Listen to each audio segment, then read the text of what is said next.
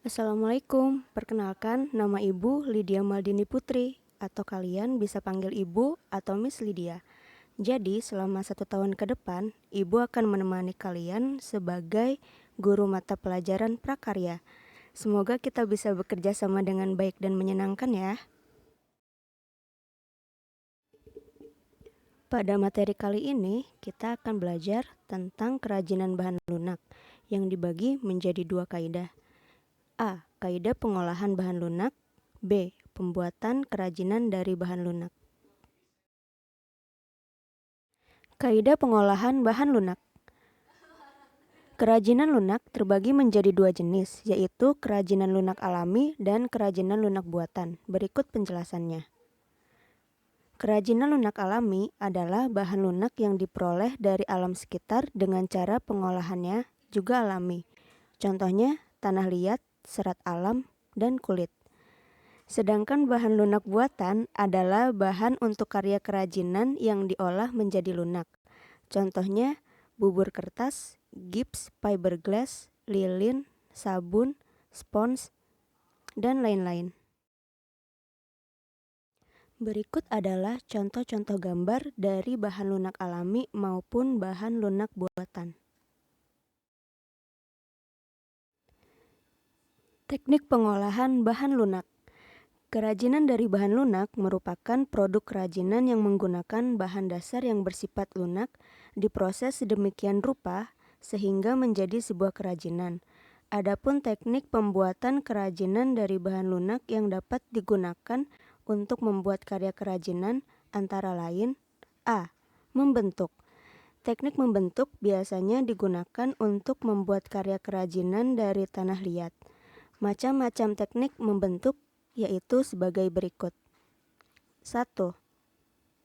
Teknik coil, yaitu cara pembentukan dengan tangan langsung seperti coil, lempengan, atau pijat jari merupakan teknik pembentukan tanah liat yang bebas untuk membuat bentuk-bentuk yang diinginkan. Bentuknya tidak selalu simetris, dan teknik ini sering dipakai oleh para seniman dan pengrajin keramik. 2. Teknik putar. Teknik putar yaitu teknik pembentukan dengan alat putar dapat menghasilkan banyak bentuk yang simetris, bisa bulat, silindris, dan bervariasi. Cara pembentukan dengan teknik putar ini sering dipakai oleh pengrajin keramik. Pengrajin keramik tradisional biasanya menggunakan alat putar tangan atau alat putar kaki. Contohnya dari karya ini adalah seperti gentong dan guci.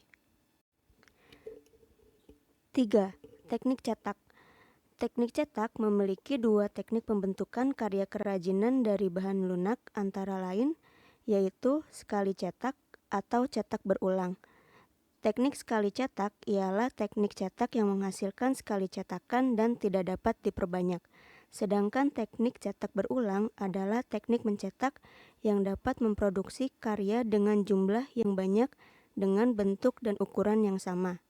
Contohnya seperti peralatan rumah tangga, piring, cangkir, mangkuk, dan gelas. B. Menganyam. Teknik ini dapat digunakan untuk pembuatan karya kerajinan dari bahan lunak dengan karakteristik tertentu.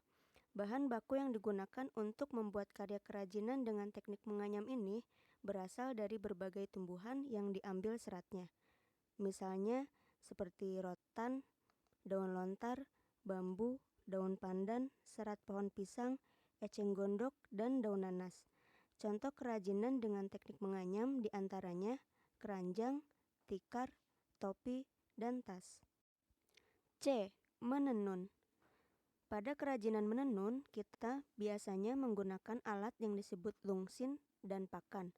Pada beberapa daerah di wilayah Nusantara, terdapat kesamaan teknik tetapi berbeda dalam ragam hiasnya. Hal ini yang menjadi ciri khas dari suatu daerah dengan daerah lain. Misalnya, kain ulos dari Batak, kain tapis dari Lampung, kain troso dari Jepara, serta kain songket yang dibuat di Sumatera, Bali, Kalimantan, dan Sumbawa. D. Membordir.